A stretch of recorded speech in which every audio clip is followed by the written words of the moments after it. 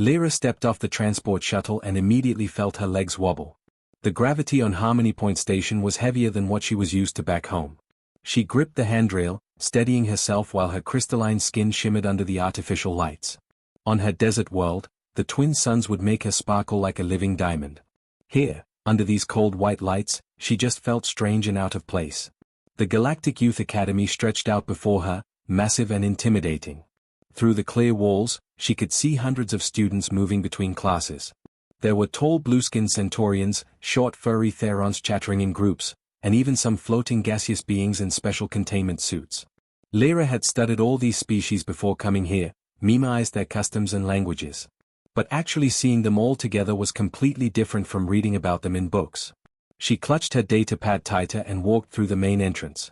The hallways were enormous, built to fit species of every size imaginable. A tiny Theron student scurried past her ankles without even looking up.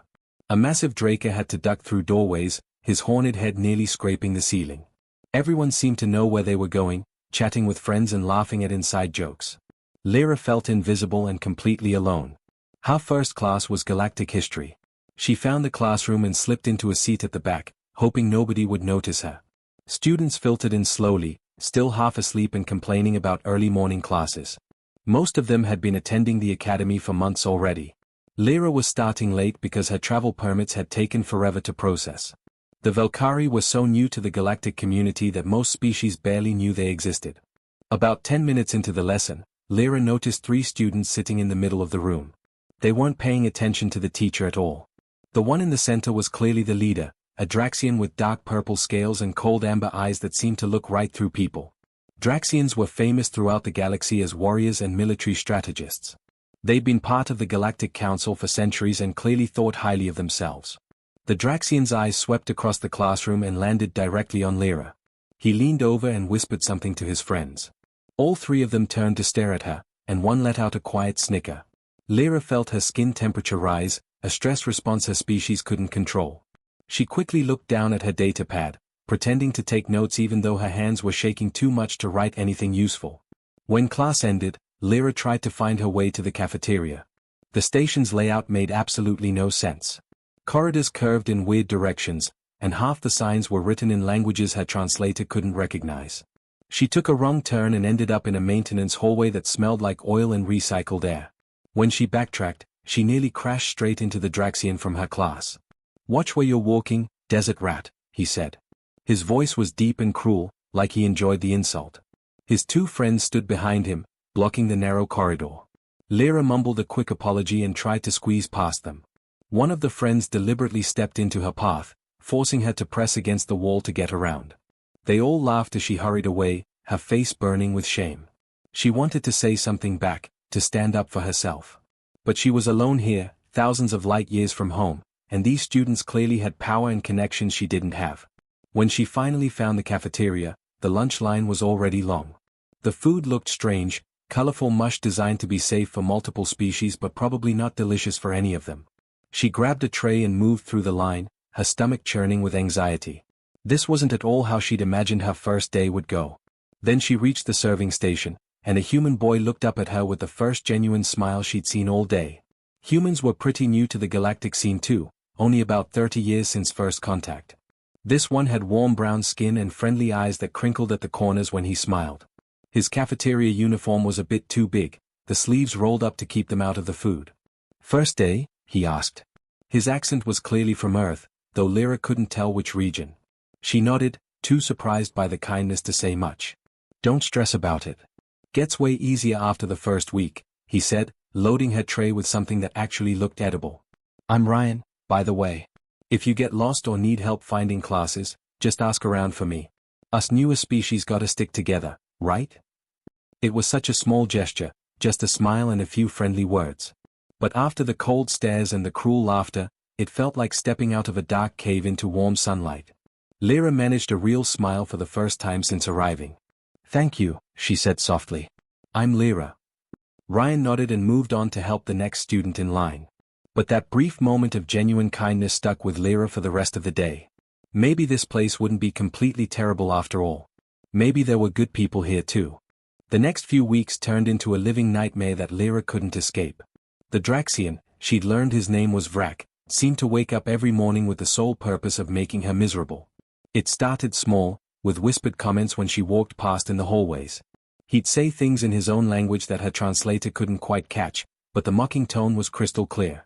His friends would burst out laughing right on cue, and other students would suddenly find the floor very interesting, pretending they hadn't noticed anything. Then the harassment became physical. Vrak would walk straight toward her in crowded corridors, not moving an inch to the side. Lyra had to flatten herself against the wall or risk being knocked over. His friends took it as a game, deliberately bumping her shoulder hard enough to send her datapad flying. Her notes and assignments would scatter across the floor, and by the time she gathered everything up, the hallway would be empty except for the echo of cruel laughter bouncing off the metal walls. The worst part was realizing how truly vulnerable she was here. Back on her desert homeworld, water was precious but always accessible. Her people had built entire cities around oases and underground springs. Here on Harmony Point, water fountains were installed every 50 meters throughout the academy. It should have been paradise for someone from a desert planet. But Lyra quickly discovered that having water nearby and actually being able to reach it were two completely different things. Her biology teacher had explained the Valkyrie physiology during their species diversity unit. Her crystalline skin wasn't just for show, it was designed to reflect the intense heat of her planet's twin suns and conserve every drop of moisture possible. But that efficient system came with a major downside. Valkyrie needed to hydrate frequently, every 3 to 4 hours at minimum. Without regular water intake, their skin would begin to break down at the molecular level. It started with small stress fractures, like tiny cracks spreading across glass. If ignored, those cracks would deepen and spread, causing intense pain and potential permanent damage. Vrak figured out this weakness within the first week. Lyra had no idea how, maybe he'd researched her species specifically, or maybe he'd simply paid attention in that biology class. Either way, he discovered the perfect method to torture her without leaving obvious bruises or drawing teacher intervention. It happened first on a Tuesday morning between her third and fourth period classes. Lyra was rushing toward the water fountain near the science labs, already feeling that uncomfortable tightness in her skin that signaled she was overdue for hydration. Vrak and his two friends were standing right next to the fountain, apparently deep in conversation about some combat training exercise. When Lyra approached, they didn't acknowledge her presence at all. She waited politely off to the side, assuming they'd finish talking and move on. They didn't. Vrak glanced at her from the corner of his eye, a slight smirk crossing his face, then continued his conversation as if she didn't exist. Lyra shifted her weight from foot to foot, the discomfort in her skin growing stronger. She cleared her throat softly, hoping they'd take the hint. Nothing. They kept talking, their bodies forming a wall between her and the water fountain.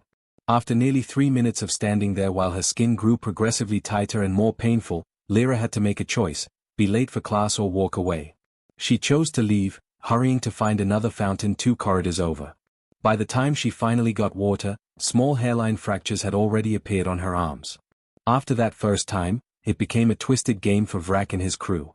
They started tracking her movements through the school, learning her schedule and predicting when she'd need water. During lunch period, they'd casually position themselves around the cafeteria fountains, creating a human, alien, barrier that looked completely innocent to any passing teacher. Between classes, they'd arrive at water stations just seconds before Lyra, then stand there having lengthy conversations about absolutely nothing. The teachers walked right past these situations without a second glance. After all, students were allowed to congregate in hallways. They were just talking to their friends. How could anyone prove they were deliberately blocking access to water? It was the perfect crime, cruel and targeted, but impossible to call out without sounding paranoid. The real breaking point came on a Friday afternoon, nearly 3 weeks after Lyra had started at the academy. Vrak's group had been particularly effective that day, managing to keep her away from water for almost 6 hours straight. Her last drink had been before first period at 8 in the morning. Now it was almost 2 in the afternoon, and her body was screaming in protest. The cracks in her skin were no longer just hairline fractures. They'd spread into visible networks that spiderwebbed across her arms, neck, and face. Every movement sent sharp pains shooting through her body, like shards of glass grinding against each other. Her vision was starting to blur slightly from dehydration, and her thoughts felt fuzzy and slow. She found Vrak and his friends near the fountain in the east corridor, one of the quieter areas of the school. Most students had already headed home for the weekend. Lyra approached them, her pride already shattered on the floor at her feet. She was past caring about dignity. She just needed the pain to stop. Please, she said, her voice barely above a whisper. I need water. Vrak turned slowly, theatrically, like an actor in a play. His amber eyes glittered with satisfaction. Oh, what's that? The desert creature speaks. I didn't quite catch what you said. Lyra's hands trembled at her sides. The fractures in her skin were deepening by the second. Please move. I need to reach the fountain. Still can't hear you properly, Vrak said, cupping his hand around his ear in an exaggerated gesture. His friends snickered behind him. You're going to need to speak up. Or maybe try asking more nicely. I hear begging is something your species does well. The word stuck in Lyra's throat like a physical object. Every instinct she had screamed at her to fight, to shove past them, to do literally anything except give this bully the satisfaction he wanted. But the pain had become unbearable. She could feel deeper cracks forming, the kind that would take days or even weeks to heal properly. Please, she whispered, tears starting to stream down her fractured face. I'm begging you. Just let me drink.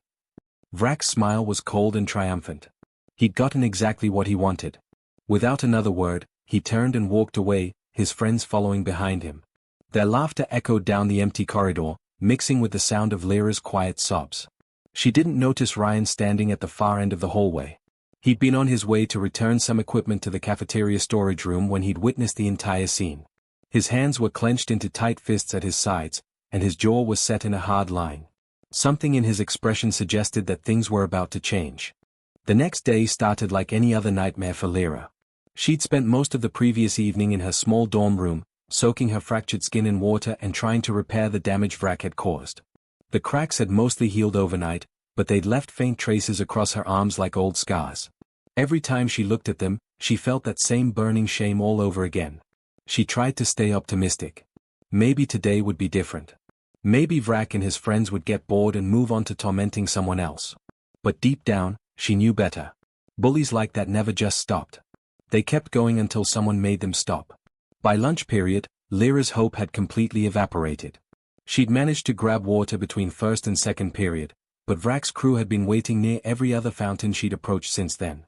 It was like they had scouts posted throughout the school, tracking her every movement. Her skin was already showing those telltale signs of stress, a slight tightness, a faint haziness to her normally clear crystalline surface. The cafeteria was packed with students from every species imaginable. The noise was overwhelming. Dozens of different languages and the constant hum of translation devices created a wall of sound that made Lyra's head pound. She spotted the water stations near the back wall and started making her way through the crowd, weaving between groups of chatting students. Then she saw them. Vrak and his two friends were already positioned near the water fountains, spread out in a casual semicircle that blocked all easy access. They weren't even pretending to hide it anymore. Vrak caught her eye across the cafeteria and smiled, not a friendly smile, but the smile of a predator that knew it had cornered its prey. Lyra's heart sank. She considered turning around and leaving, maybe trying to find water somewhere else in the station. But her skin was getting worse by the minute. The tightness had progressed to actual discomfort, and she could feel the first microscopic fractures beginning to form. She didn't have time to search the entire station for an unguarded fountain. She walked toward them, each step feeling heavier than the last. Students around her continued their conversations, completely unaware of what was happening. Or maybe they were aware and just didn't care. Either way, Lyra felt utterly alone in a crowd of hundreds. Vrak and his friends closed ranks as she approached, forming a solid wall of bodies. They weren't even pretending to have a conversation this time. They just stood there, staring at her with those cold, amused expressions that made her feel about 2 inches tall. Well, Vrak said loudly enough for nearby students to hear. Look who's back. Come to entertain us again, desert rat. Lyra opened her mouth to respond, but no words came out. The pain in her skin was intensifying rapidly, spreading from her arms up to her neck and face. She could actually hear tiny cracking sounds as fractures began to spread across her crystalline surface. Tears welled up in her eyes, partly from pain and partly from the crushing humiliation of it all. She was too proud to beg again. Even with the pain getting worse, even knowing that her skin might suffer permanent damage, she couldn't bring herself to give Vrak that satisfaction twice. She just stood there, frozen and helpless, while her body slowly broke down. Then suddenly, someone was standing beside her. She hadn't heard him approach through the cafeteria noise, but there he was, Ryan, the human boy from the serving line. He wasn't in his cafeteria uniform today. Just regular clothes, a faded blue shirt and worn pants that had clearly seen better days. Without saying a word, Ryan reached into his backpack and pulled out a water bottle. It was nothing fancy, just a beat-up plastic container covered in stickers from Earth. Stickers of mountains and forests, a faded logo from some band, a silly cartoon character that Lyra didn't recognize. He held it out to her, his expression calm and steady. The cafeteria seemed to go quiet, though that was probably just Lyra's perception. Vrak stared at Ryan like he'd just grown a second head. "This doesn't concern you, human," Vrak said, his voice dropping to something dangerous. "Walk away." Ryan didn't even look at him. He kept his eyes on Lyra, still holding out the water bottle. "You need this more than I do," he said simply. Vrak took a step forward, using his full height to try to intimidate. He was a good 6 inches taller than Ryan and probably outweighed him by 50 pounds of solid muscle. "I said this doesn't concern you. Last warning." That's when Ryan finally turned to face Vrak. He didn't tense up or ball his fists or do any of the aggressive posturing that usually preceded a fight. He just looked at Vrak with steady, calm eyes that somehow made him seem bigger than he actually was. "Someone denying another person water?" Ryan said, his voice quiet but carrying clearly through the now silent section of cafeteria. "That concerns me. That concerns any decent person. So no, I don't think I'll walk away." Something flickered across Vrak's face, surprise, maybe, or confusion. Humans were relatively new to the galactic community, and most species didn't quite know what to make of them yet. They weren't particularly strong or fast compared to other species. They didn't have advanced technology or ancient warrior traditions. By all accounts, they should have been easy to intimidate. But there was something in Ryan's eyes, something in the way he stood his ground without aggression or fear, that made Vrak hesitate. It was the look of someone who'd drawn a line in the sand and had absolutely no intention of backing down, regardless of the consequences. "Drink," Ryan said, turning back to Lyra and pushing the water bottle gently into her trembling hands. "It's okay. I've got plenty more." Lyra unscrewed the cap with shaking fingers and drank. The water was cool and clean, tasting faintly of the plastic container but absolutely wonderful. She could feel it immediately working through her system, her crystalline skin beginning to repair itself almost instantly. The cracks stopped spreading and slowly started to seal. The relief was so intense she nearly sobbed. While she drank, Ryan positioned himself between her and Vrak's group. He wasn't blocking them exactly, wasn't being aggressive or challenging. He was just standing there, a quiet physical presence that said clearly, "You'll have to go through me first." Vrak looked at his friends, then back at Ryan. Whatever he saw in the human's face made him recalculate. Maybe it was the growing crowd of students watching with interest. Maybe it was the uncertainty of how to handle this strange creature who refused to be intimidated. Or maybe it was something else, something deeper that even Vrak didn't fully understand. "This isn't over," Vrak finally said, but his voice had lost some of its edge.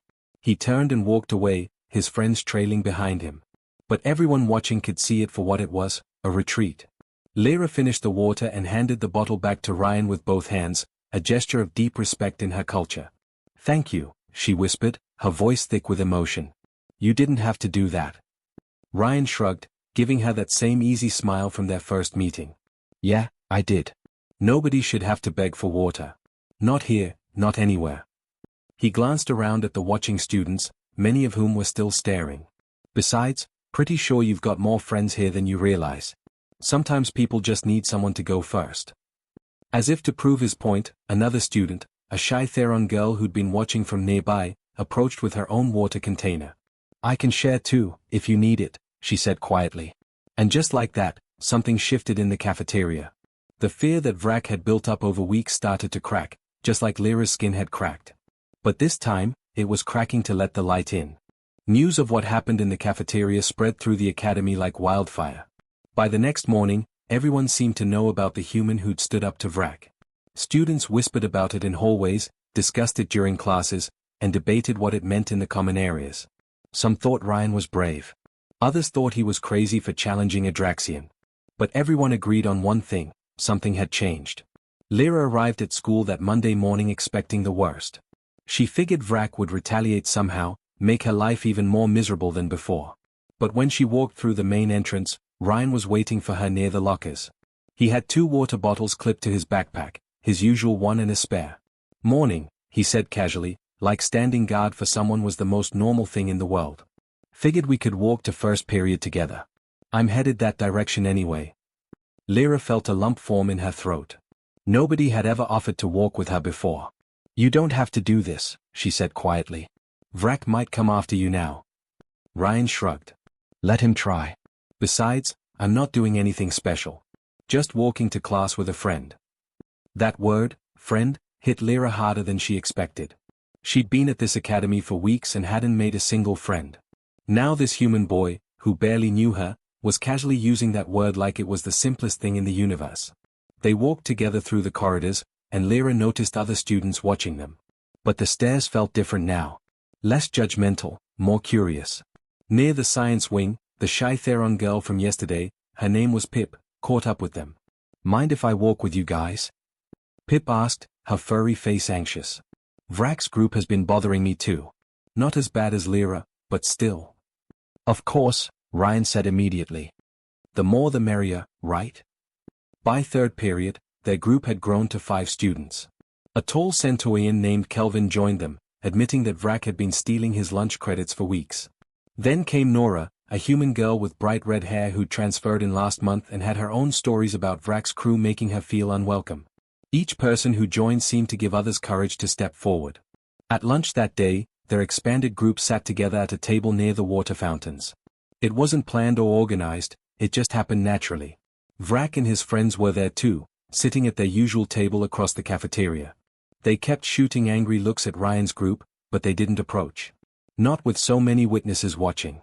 I don't get it, Lyra said quietly, looking around at the faces surrounding her. Why is everyone being so nice now? Nothing's really changed. Vrak is still here. He could still hurt any of us. Ryan set down his food and leaned forward. Everything's changed, actually. Before yesterday, everyone thought they were alone. They thought if they stood up to Vrak, nobody would back them up. But now they know different. They know that at least some people will stand with them.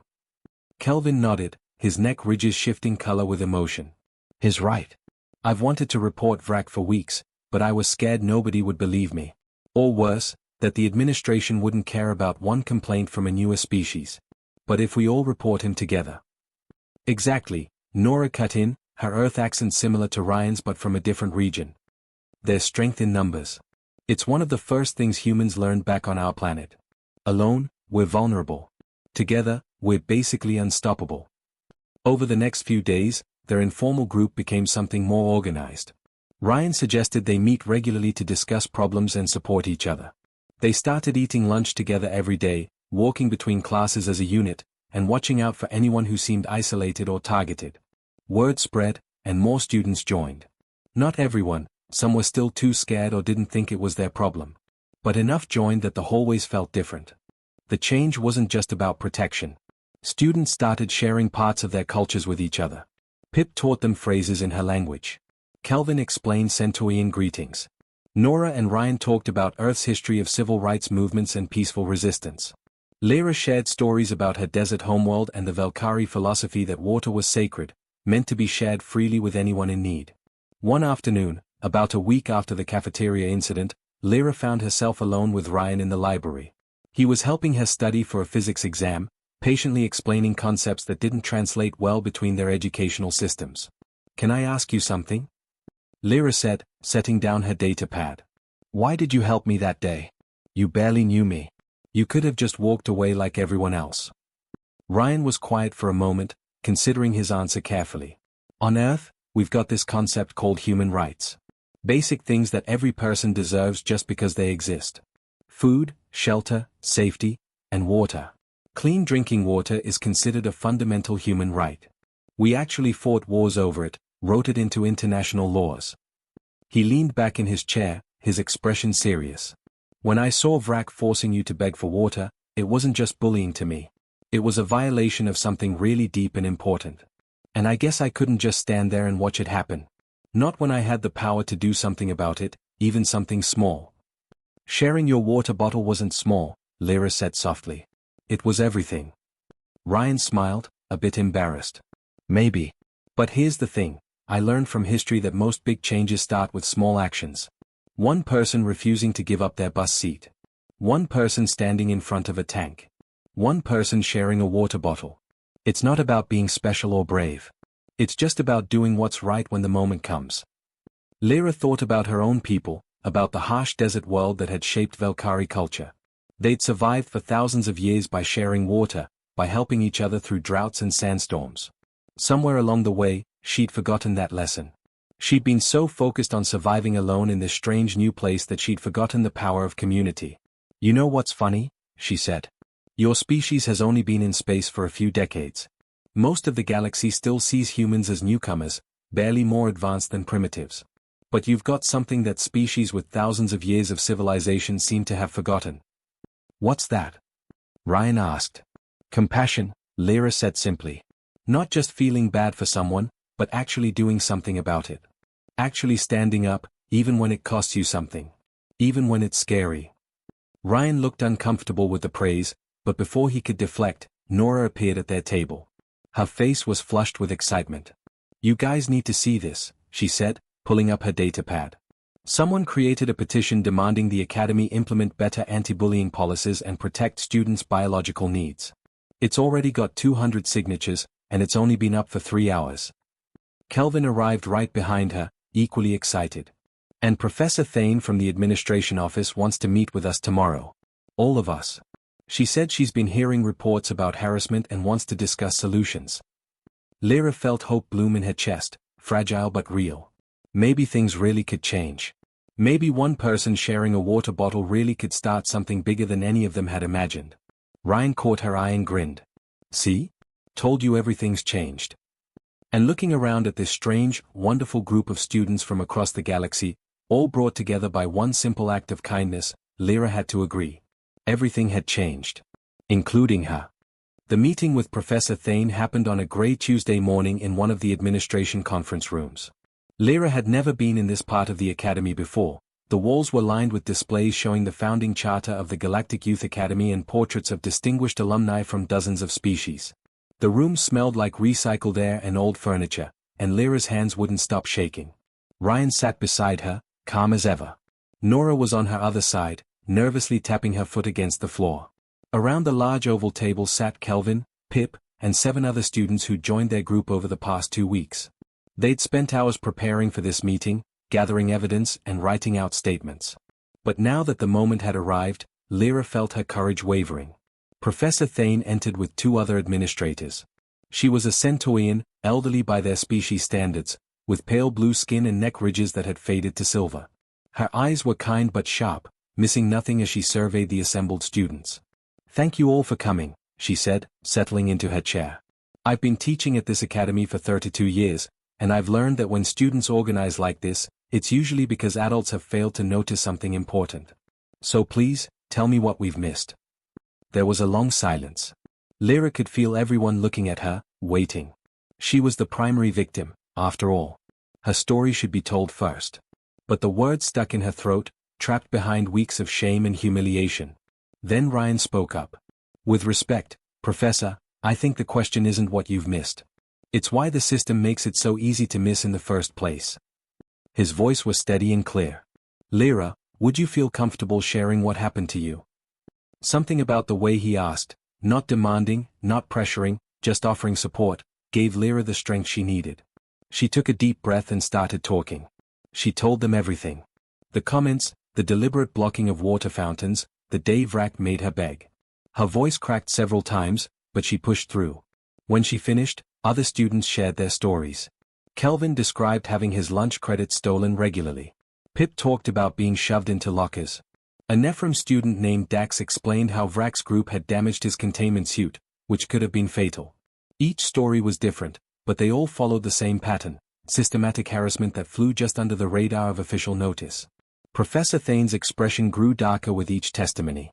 When the students finished, she was quiet for a long moment, her neck ridges shifting through colors that Lyra's translator identified as deep concern and anger. This is unacceptable, she finally said. These behaviors violate every principle this academy was founded on. I can promise you that Vrak and his associates will face serious consequences. Suspension at minimum, possibly expulsion depending on what our full investigation reveals. But that's not enough, Ryan said, leaning forward. The other administrators looked surprised that a student would challenge the professor's statement, but Thane simply gestured for him to continue. Punishing Vrak fixes one problem, but it doesn't fix the system that let this happen for so long. How many other students are being harassed right now in ways we don't even know about? Nora jumped in, pulling up documents on her datapad. We've drafted some proposals. Mandatory reporting for biological needs violations. A student council specifically focused on inclusion and safety. Regular anonymous surveys to identify problems early. And most importantly, education about different species' needs and vulnerabilities. Over the next hour, they discussed the proposals in detail. Professor Thane asked thoughtful questions and took extensive notes. The other administrators, initially skeptical, gradually warmed to the ideas. By the end of the meeting, they'd committed to implementing most of the student suggestions and forming a committee to develop the rest. As they filed out of the conference room, Lyra felt lighter than she had in weeks. But the real test came 3 days later, when the administration announced their decisions at a mandatory school assembly. The auditorium was packed with students from every species, creating a rainbow of colors and shapes that still amazed Lyra even after weeks at the academy. She sat with her group near the middle, Ryan on one side and Pip on the other. Across the auditorium, she could see Vrak sitting alone, his usual friends conspicuously absent. Professor Thane took the stage and didn't waste time with pleasantries. She announced that 3 students had been suspended for systematic harassment and bullying. She didn't name names, but everyone knew who she meant. Then she outlined the new policies, protections for biological needs, the formation of a student inclusion council, and mandatory cultural sensitivity training for all students and staff. But before we dismiss, Thane continued, I'd like to invite one of our students to share a few words. Lyra of Valkyrie has asked to address the school. Lyra's heart hammered as she stood and made her way to the stage. She hadn't planned to speak publicly, that had been Ryan's suggestion, and she'd agreed mostly because she didn't want to seem cowardly.